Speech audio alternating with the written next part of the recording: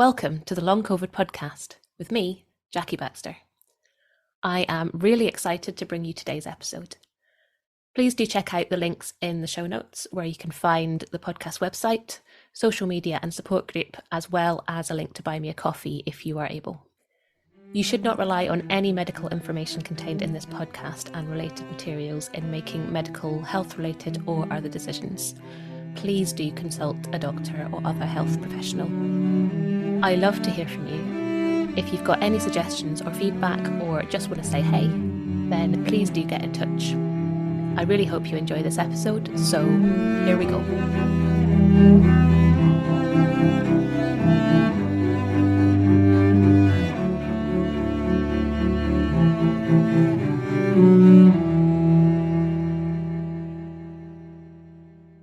Hello and welcome to this episode of the Long COVID podcast.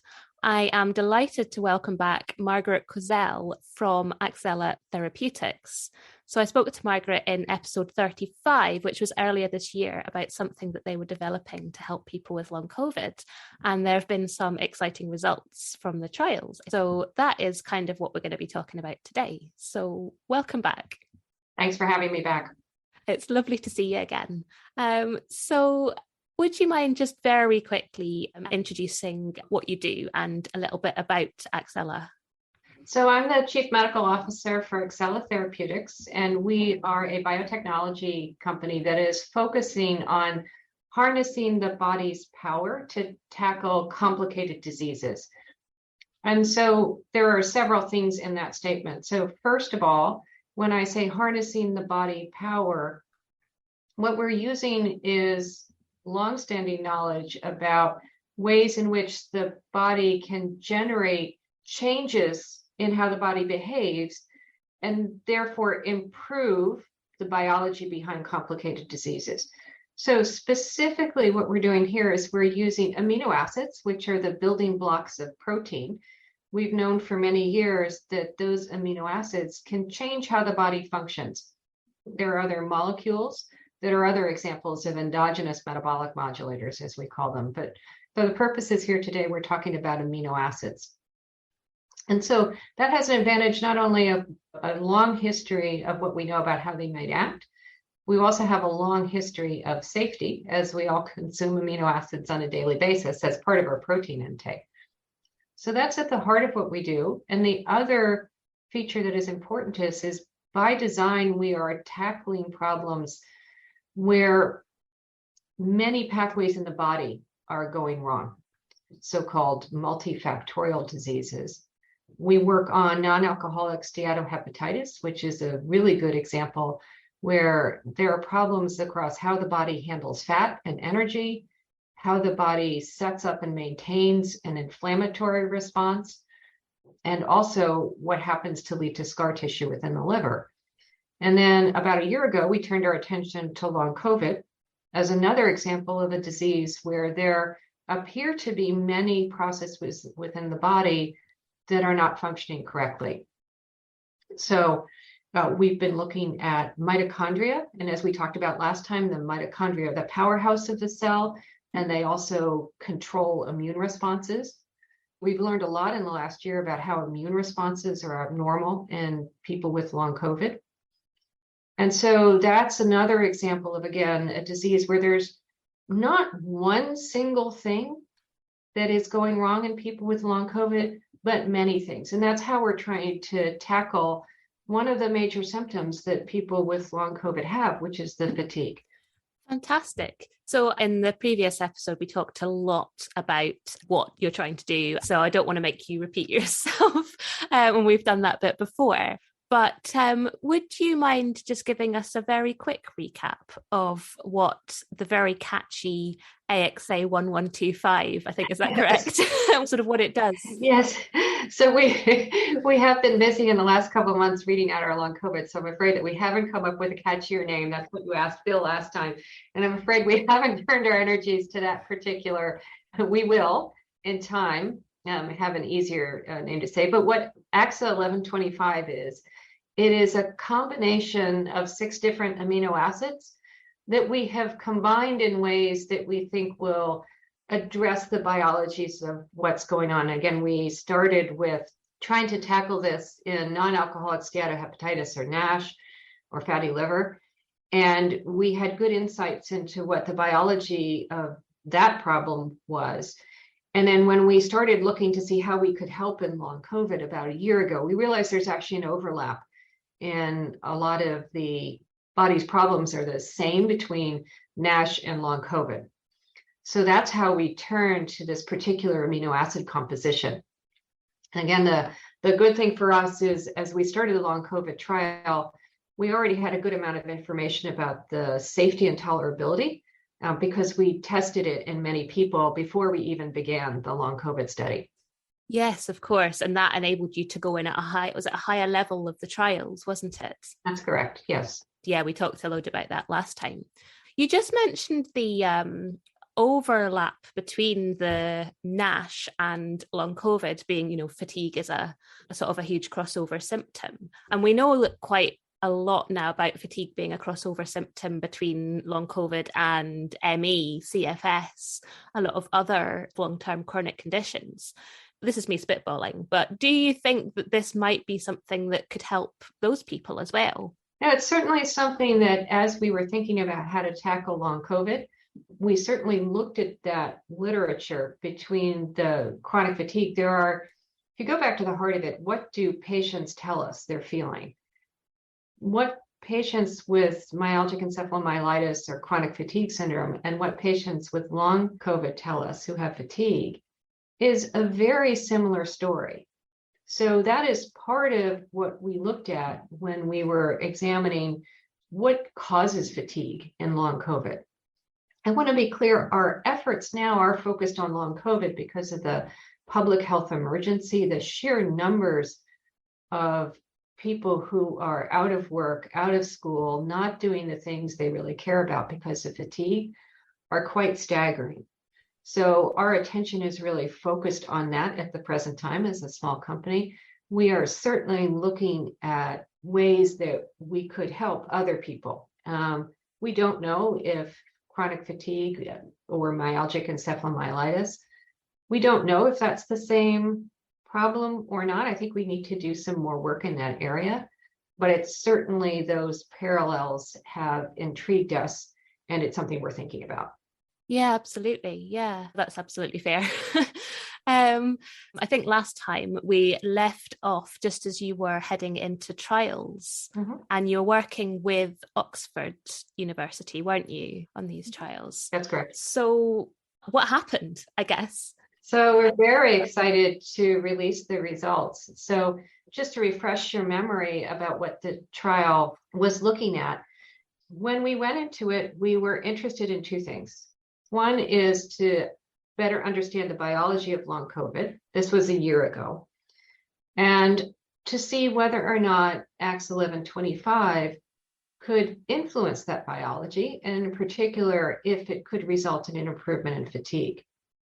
So like many early phase studies, we centered the trial around biomarkers, which are things that we can measure that reflect whether or not disease is improving or not. We also included as part of the trial a tool to measure fatigue and a 6-minute walk test. Literally, that's what it is. How far can somebody walk in 6-minute walk? And those are both tools that reflect at the end of the day how people feel and how they function.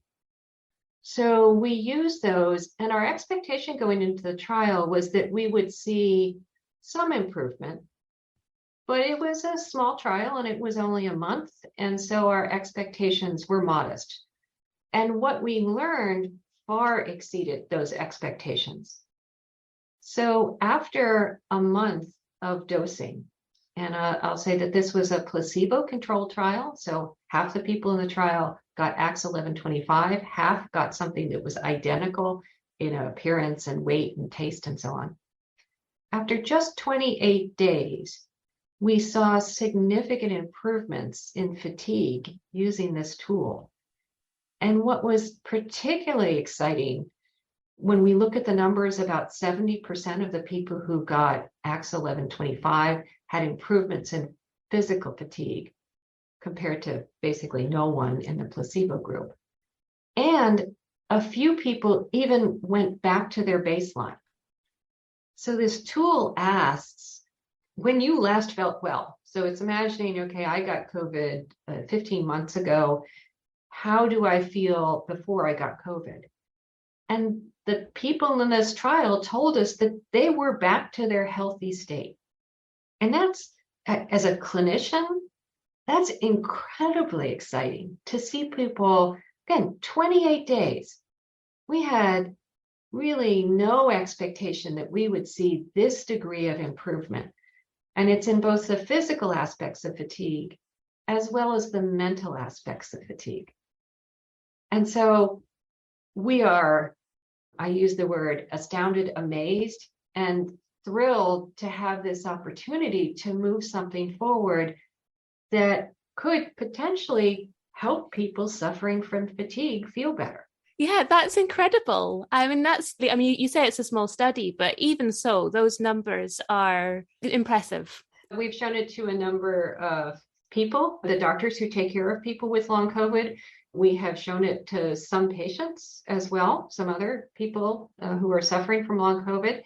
And that is the reaction that most people have, which is when they look at these numbers, you just want to pinch yourself and say, is this real? And it is real. As I said, that was one of the advantages we had going in, is that this is placebo controlled.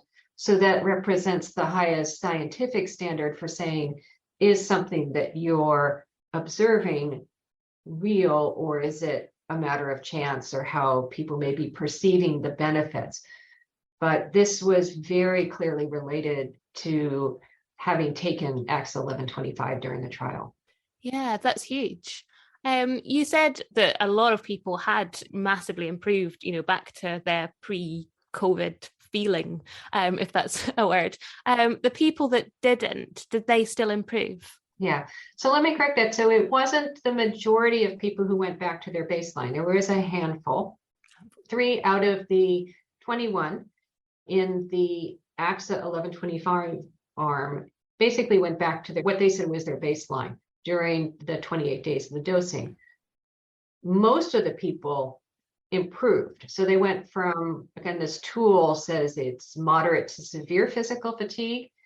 And then most individuals, when they improved, they went to what is called mild physical fatigue. Again, you can use the scoring instrument. That's still, in the context of 28 days, it was a short dosing period.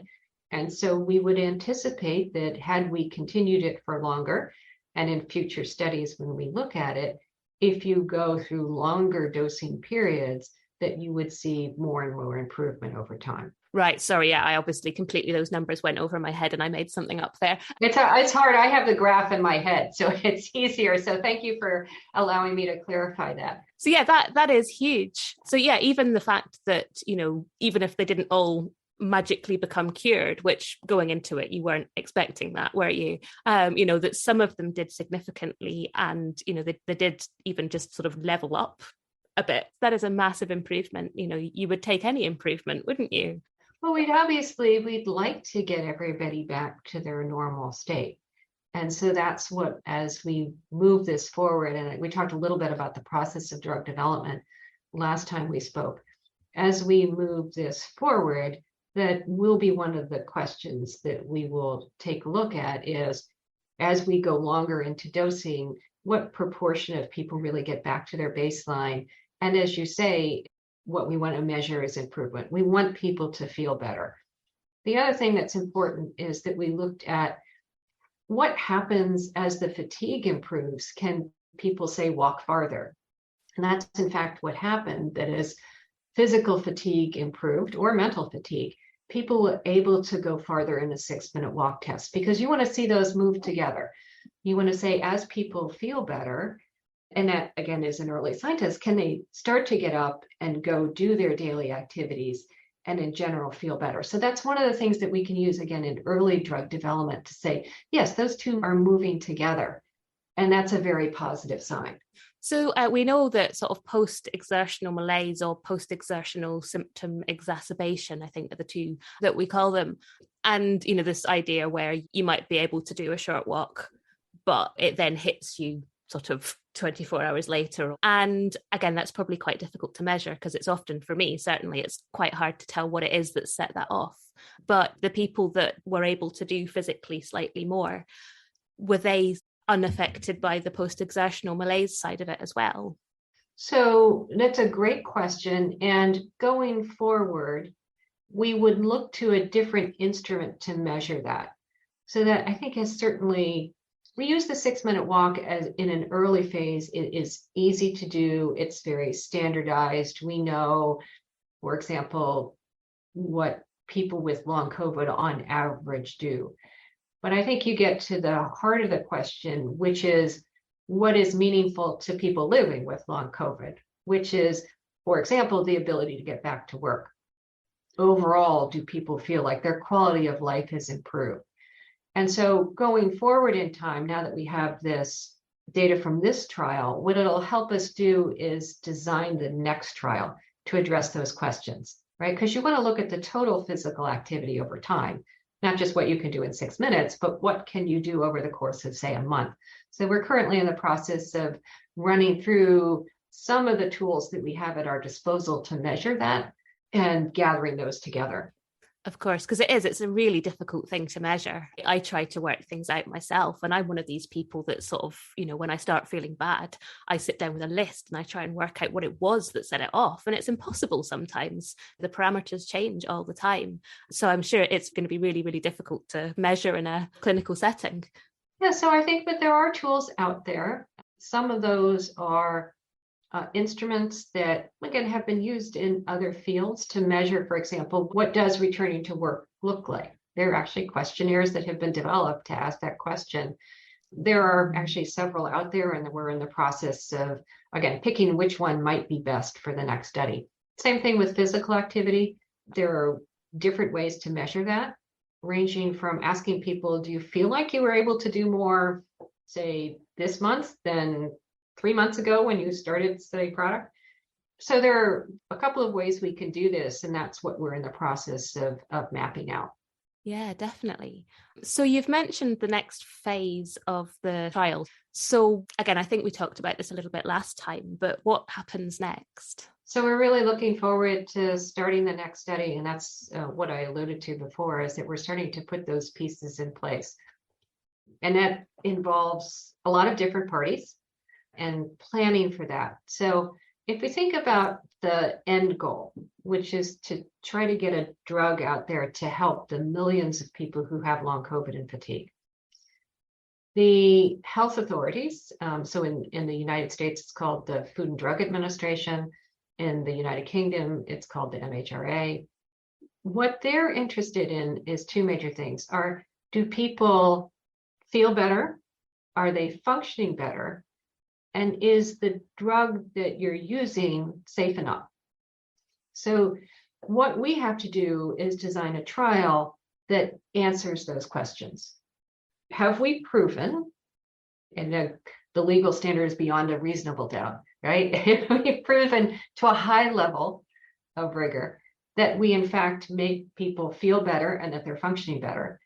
And this is, again, we believe that, again, by using amino acids in this long track record, that there's already a considerable amount of information about the high degree of safety and tolerability that people have. So when you look at the balance of that equation, the health authorities are always looking, it's like a seesaw, right?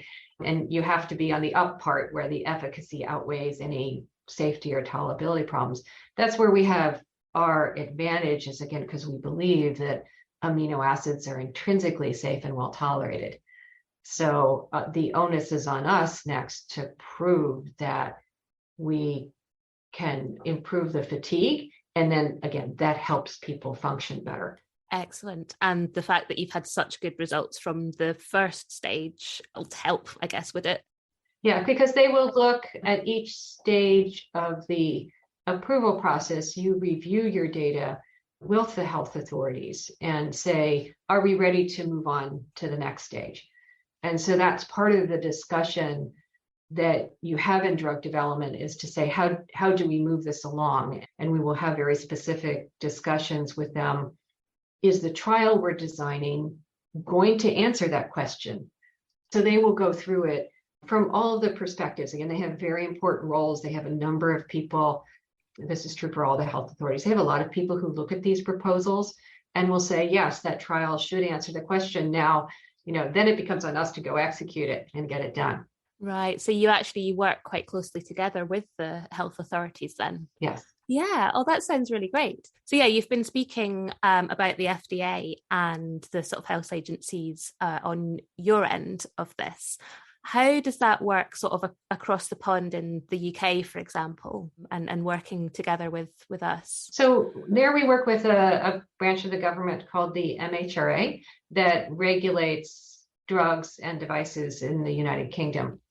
And so when we started the trial about a year ago, we had a discussion with the MHRA who provided advice. And now that we have done the trial, we're going back to them and having a discussion about how to move on to next steps.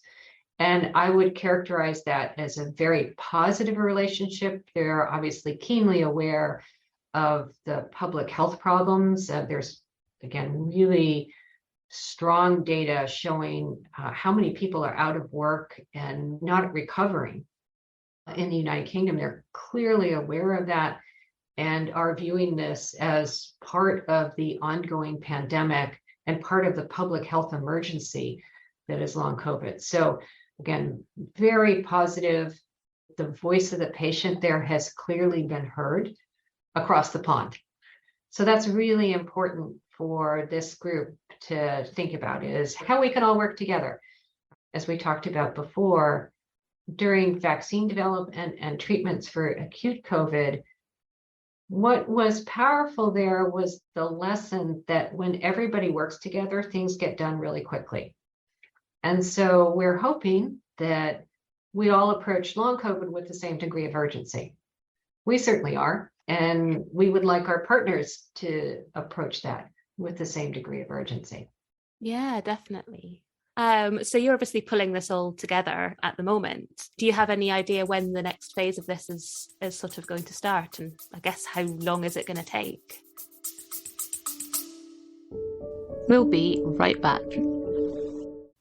I'm interrupting myself for a second to tell you about long COVID breathing. The fabulous Vicky Jones and I have teamed up to bring you long COVID breathing. We are both passionate about sharing our expertise and experience of the breath and how incredibly helpful that can be with long COVID. We've worked together to develop a course that is specifically tailored to those with long COVID. It's a 6-week course with 12 sessions, all delivered online. The community feel and learning that we're all sharing is such a joy.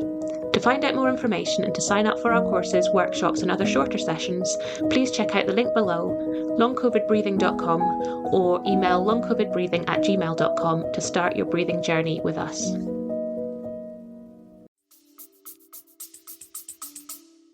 So we don't anticipate, and I'll go back to some of my results. Again, we were amazed to see results within 28 days. So we don't anticipate that the next trial will be long.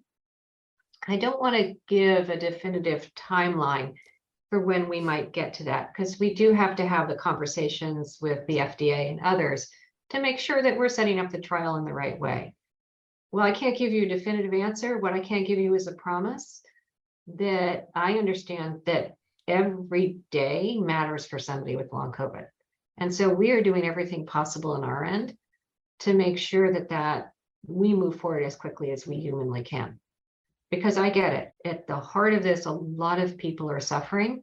And whatever we can do, if we can relieve that suffering, again, of the millions and millions of people, that's what we're trying to push forward. It is a sincere promise. Every day, we all ask ourselves, what can we do to make this go as quickly as possible?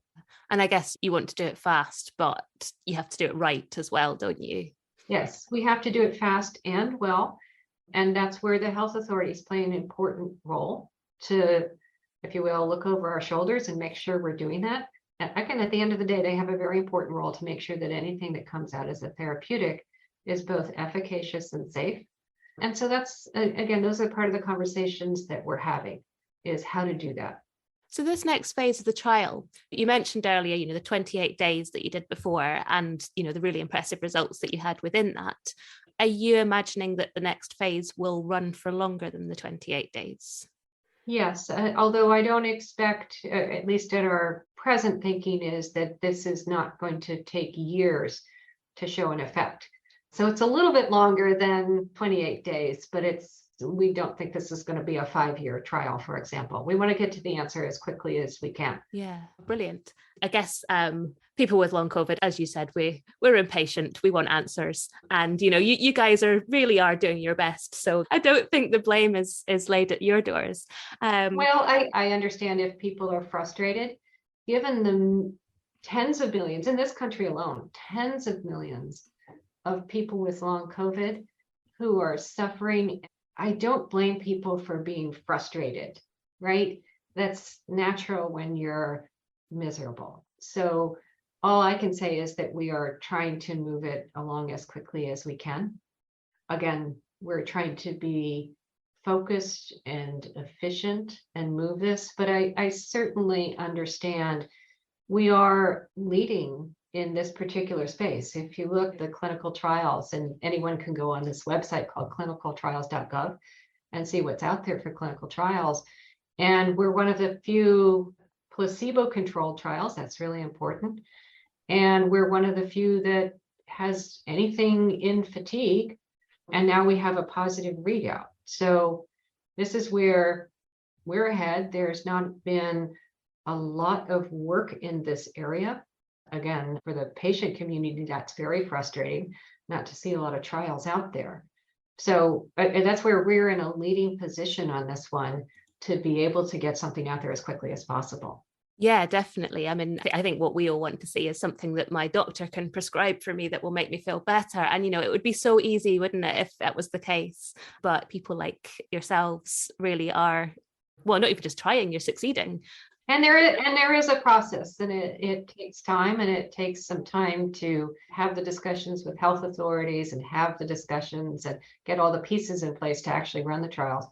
And again, it's hard work, but it's good work at the end of the day, because we know what we're trying to do here. So we're very happy with the results. I'd say one other thing I want to mention is that, as I described at the beginning, the purpose of the trial was also to understand about the biology of 1125 and how 1125 is affecting that biology. And one of the interesting things we saw was that some of the tests that we use to measure mitochondrial function are way, way off. We started off a conversation with almost a given, like, oh, well, there's mitochondrial dysfunction. Remember, that's not completely settled in the medical and scientific literature. And some of our findings, when they're published, I think will really speak to that, to say that this is a disease with real biology, because that's the other thing you might read in the popular press, or you might see people commenting on and I'll say this very much in quotes. This is not my personal belief that it's just all in your head, right? No, that's not what's happening here. We are seeing fundamental changes in how the body processes and handles energy that, again, speaks to both how we work and also the biology of this disease. So I think that's the other really important message, is that we are really trying to get to the bottom of what is the problem here. And we believe that again, our amino acid composition is tackling something that's really real. So I think that it's really important to demonstrate the clinical trial results. And it's also important that we've said something fundamental about the biology here. Yes, because one of the chief frustrations with people with long COVID is, well, firstly, being told it's all in their heads. But, the thing that leads people to say that, I think, is that, everyone's tests keep coming back clear. So, if your tests are coming back clear, well, there's nothing wrong with you then, but we know that there is. So actually having someone say, well, actually, this is a test that proves that there is actually something wrong.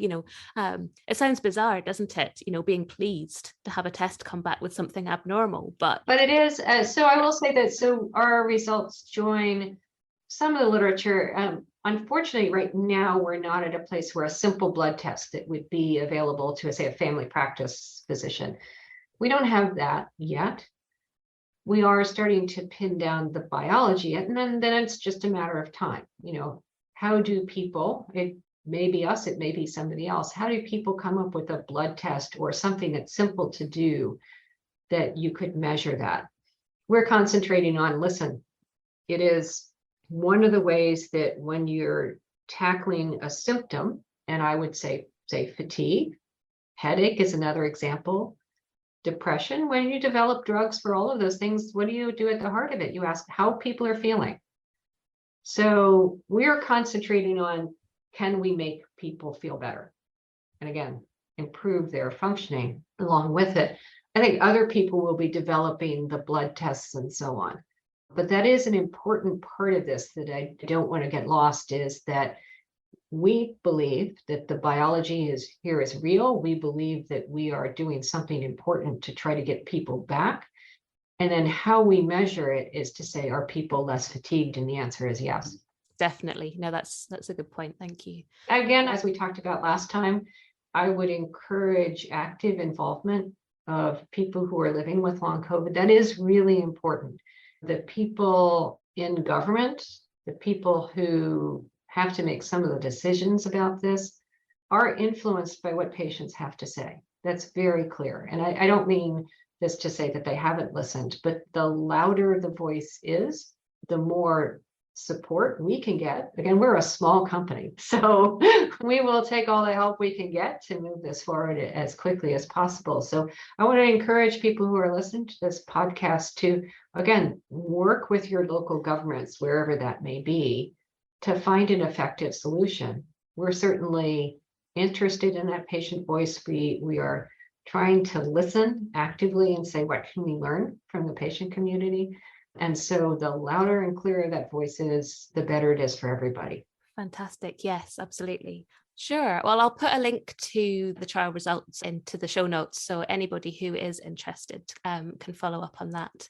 The other thing that will be on our website is that when we open up the next clinical trial, we'll have an announcement, and of course it will go on clinicaltrials.gov, the public listing site. So I'd encourage people who are interested in clinical trials to follow that space and take a look. And that's when you'll know the next study is up and running. And we also post locations. And so all that information will be publicly available. Well, thank you so much for joining me today. It's been so great to hear about the amazing progress that you've been making. So thank you for today, and thank you for everything that you're doing as well. Thank you very much. Thank you so much to all of my guests, and to you for listening. I hope you've enjoyed it, or at least found it useful. The Long COVID podcast is entirely self-produced and self-funded. I'm doing all of this myself. If you're able to, please go to buymeacoffee.com/LongCovidPod to help me cover the costs of hosting the podcast. Please look out for the next episode of the Long COVID podcast. It's available on all the usual podcast hosting things. And do get in touch